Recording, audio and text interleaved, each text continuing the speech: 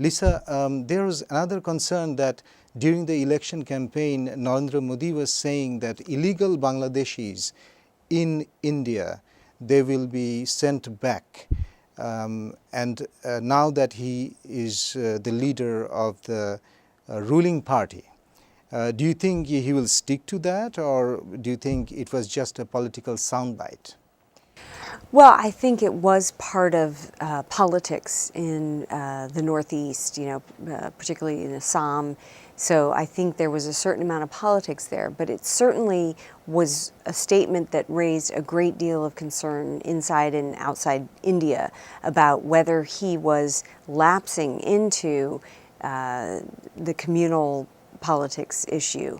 And so I think people were extremely uncomfortable when he made these remarks. They were the only communal remarks that really that we saw coming from him that concerned people. By and large, he tried to distance himself anytime a controversial statement was made. He used social networking, Twitter, to quickly distance himself from those type of remarks because he knows he has to live down his reputation as being anti-Muslim. So I think he worked hard to try to live down that reputation, but this comment on the Bangladeshi migrants, he strayed from that. And I think it did raise concern about what his motives were for playing that card, because it's very dangerous, the communal card in India. And so I think there was concern. Even I know in Bangladesh there was concern about what he was saying and what it means for the broader relationship. But even in India there was a great deal of concern. We saw the Chief Minister of West Bengal speaking out against his remarks. So I think that this was part of the politics, and when he's actually Prime Minister, I think he's going to realize how important that relationship with Bangladesh is. India and Bangladesh share common interests in keeping that border safe and secure. India relies on Bangladesh to take care of insurgents that may be on its side of the border, the terrorism issue. There are terrorists that operate from Bangladesh and move into India, so India relies on Bangladesh on that issue. They have economic relations. So I think that you will see more of a focus on building that India-Bangladesh relationship that the Congress did focus on. I think you'll see that moving forward, that this whole very ugly statement on the Bangladeshi migrants issue was part of the political strategy of winning seats in that particular region.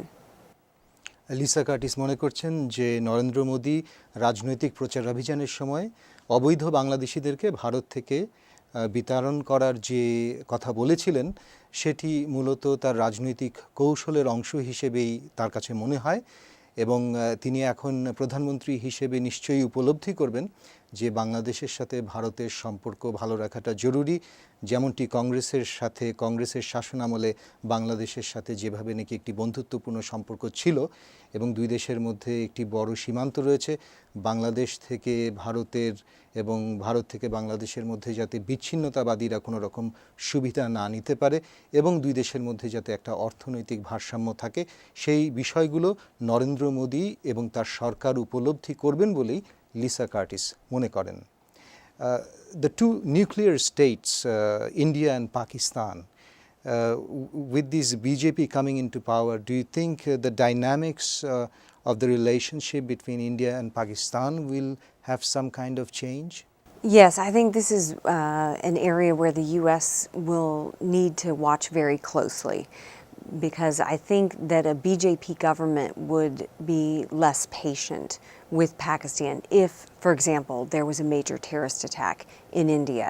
What we saw from the Manmohan Singh government was a great deal of forbearance toward Pakistan and very much a personal interest in trying to establish peace with the civilian government in Pakistan. And I think that's because the Singh government realized there was an unstable situation in Pakistan.